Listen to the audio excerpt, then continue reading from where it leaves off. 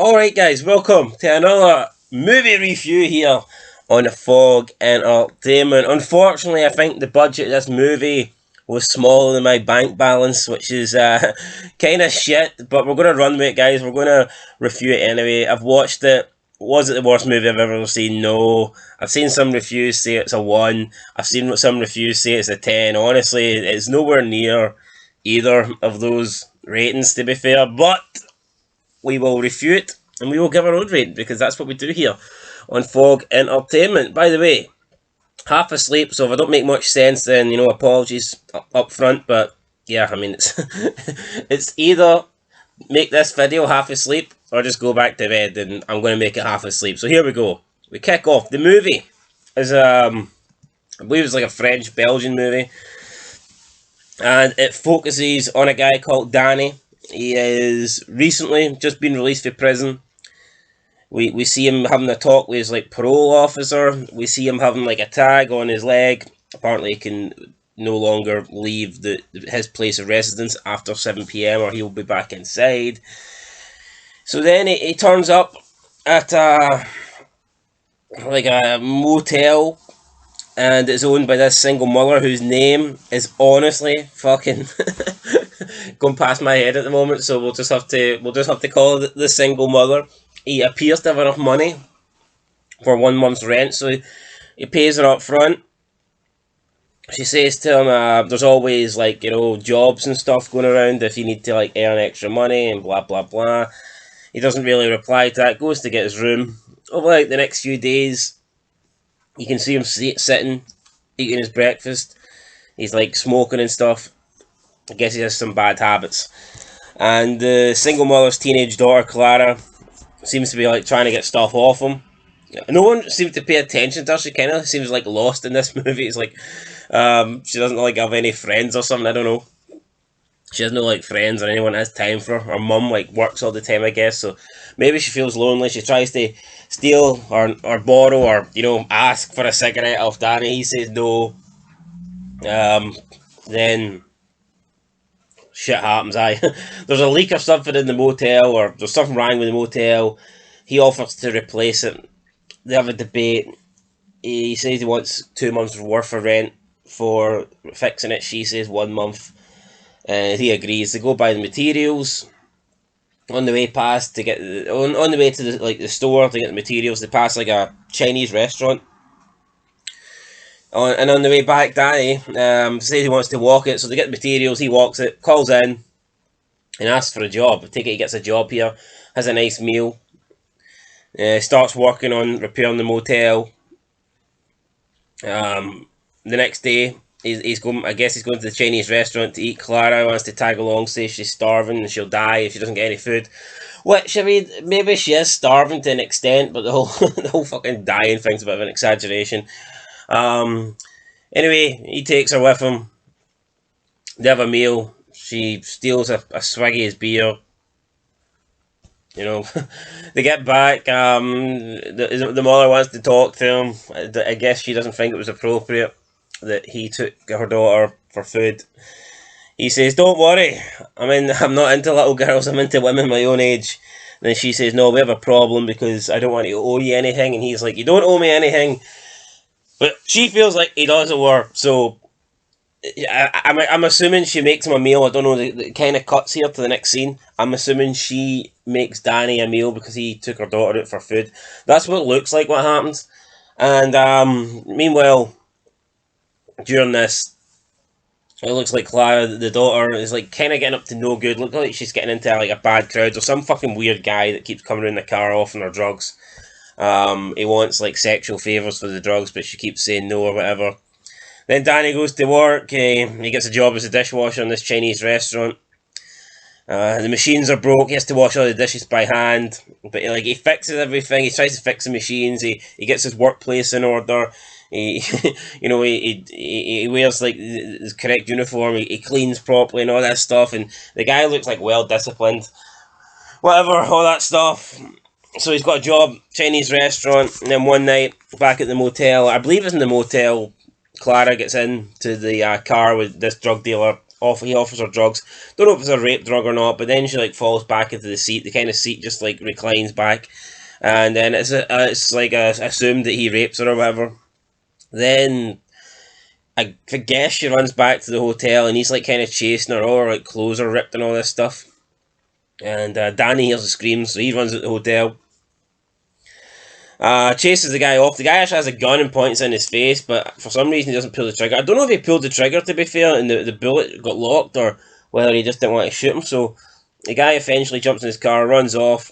Next scene's really fucking weird. Like, I get it. Like, throughout the start of the film, Clara's dad, by the way, is in prison and doesn't really want anything to do with her. So I guess she sees Danny as like a, father figure or whatever. But so she's just been raped, and it's like her clothes are covered in dirt and all this stuff, and she's got cuts and bruises on her legs, and I guess, I don't know, she's maybe been taking drugs as well. But he like puts her in the shower and takes her clothes off and says, "Can you take your clothes off?" And it's just fucking weird, because I believe in this film she is at school. I don't know what age she is, but she's like, I don't know, fuck. I'm assuming the actress looks way too old to be like young, but at the same time, I mean, you never know what they're going for. But yeah, it was just a bit weird. Like, I get it, like she's covered in dirt in this, but I mean, is it really appropriate to? I don't know. It's just weird. I mean, I could understand more, right, if it was her father. And I get that I totally get that they're going with so far that this guy is like a father figure. But let's be real. I mean, this guy, he's known her for like 2 weeks, a stranger. He's a full grown man. She's like, what, a teenage girl, and he's taking her clothes off just to fucking hose her down, give her, you know what I mean? It doesn't really, to me, I thought that was a bit weird. Like I said, if it was her legit dad, then I don't think it would be, an issue. Or if maybe if Danny had been there years and they actually had like a fucking actual real like father figure connection, but in reality, I mean, they've probably interacted like a few times. Oh, he took her out for dinner once, and they said hello, and they seem to be on like friendly terms, but they've known each other for what, like 2 weeks. Just thought this seems a bit weird. Anyway, after that, for some reason he tells her not to tell her mother. He continues working.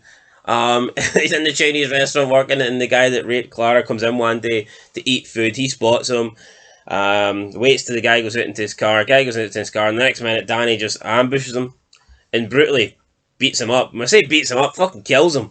All the punches and strikes are like off screen because the guy's in the car, and it's filmed from outside the car. So you see Danny outside the car throwing punches and knees and kicks into the car, but you can't actually, see them land. But you hear the crunch and the sound effects, man, and it was kind of brutal. He must have landed about, I'm trying to count how many he landed, man. He must have landed about 30, 35, something like that. It was a hell of a lot. Then he jumps in the car, drives it off to like a isolated area, puts a flammable liquid on it and sets it on fire.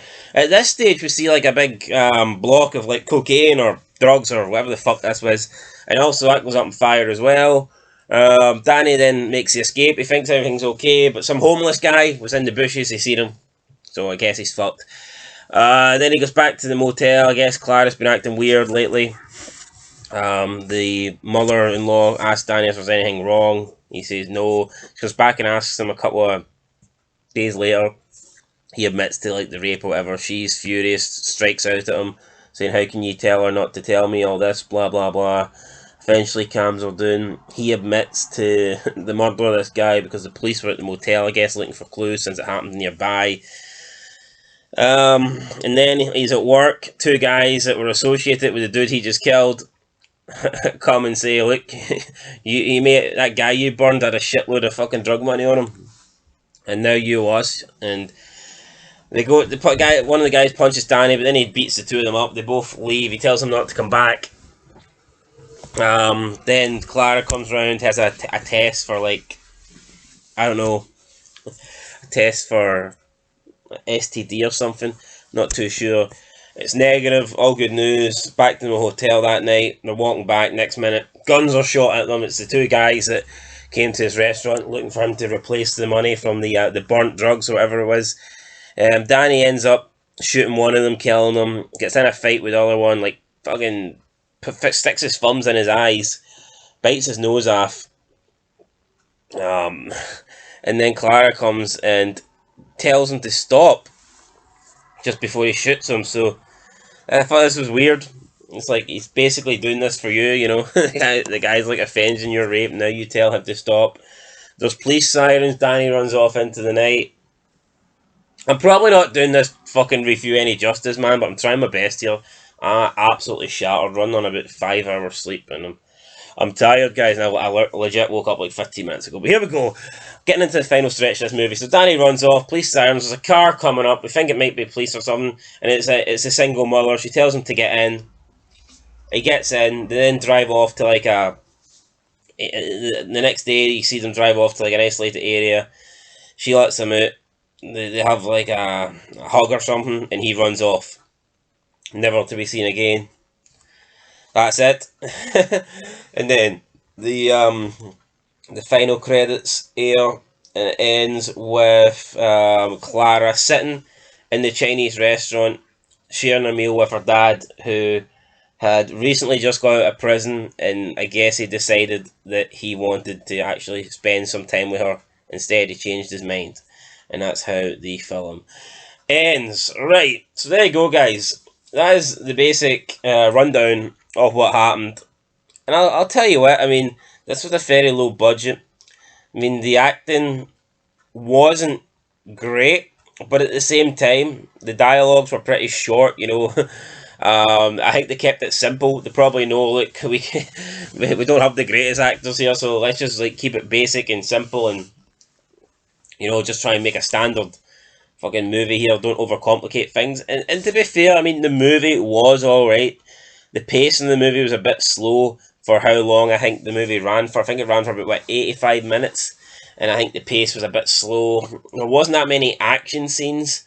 But when they did come, they were pretty good. You know, it wasn't just like pointless shootouts. You know, like you see a lot of these movies where there's pointless shootouts. All these Marvel movies where there's like, oh, people flying through the shit and fights every 5 minutes. It wasn't like this, but when you did get an action scene, and even the first, there was only 2 real action scenes in the first one, well, 3 even, but the first one was off camera, and then, you know, the other 2 were, you know, they didn't even last that long, but they were actually no bad, the action scenes. I guess it was kind of nice to see her bond with Danny and kind of see a father figure in him, but at the same time, the way the movie ends, he just like runs off and he never sees her again, which I thought was kind of weird.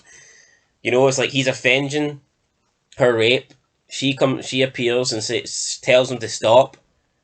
Then he says, "You're not a kid anymore. Grow up," and runs off, and they never see each other again. So I felt like the relationship that they built throughout the movie up to that point, it just kind of, the fact that he just said that and then ran off, it felt ruined, as if it wasn't real or it didn't mean shit, because it doesn't look like it meant shit. There was no goodbye or no final, you know, au revoir, or there was nothing like that. But anyway, I mean, the movie was alright. The police, there was talk of police, but they never showed up. Maybe they couldn't afford to hire extra actors to be police. I don't fucking know. Couldn't afford a police car. I don't know, guys. I don't know. But as for the movie review, I'm going to give it a 4. I mean, it was alright. I wouldn't I wouldn't tell you to seek this movie out. I mean, if you're sitting with nothing to do and this movie come on, then by all means, it's worth a watch, but I certainly would not pay any money to watch this movie, like, nor would I purposely set out to, like, put it in my diary and decide that, you know what, I'm going to watch this on a Friday night this week or something. I wouldn't do that. But if you happen to stumble across this movie, and if you happen to watch it, then it was a decent watch, you know. For what it was okay. I mean, the acting, it was alright, you know. I don't really like foreign movies, but for a foreign movie, it was no bad. The acting was alright, the English was decent enough, and a Bluebird in my heart. Don't really get the title either, but there you go, guys. A Bluebird in my heart. I'm going to give this one a 4 out of 10. I did watch Escape Plan 2 as well. Not Escape Plan 2, fuck, Escape Room 2. I will review that when I am more awake and not as tired, so hopefully I can give a better review on that one. But until then, guys, it's been Fog Entertainment here with a movie review. Peace.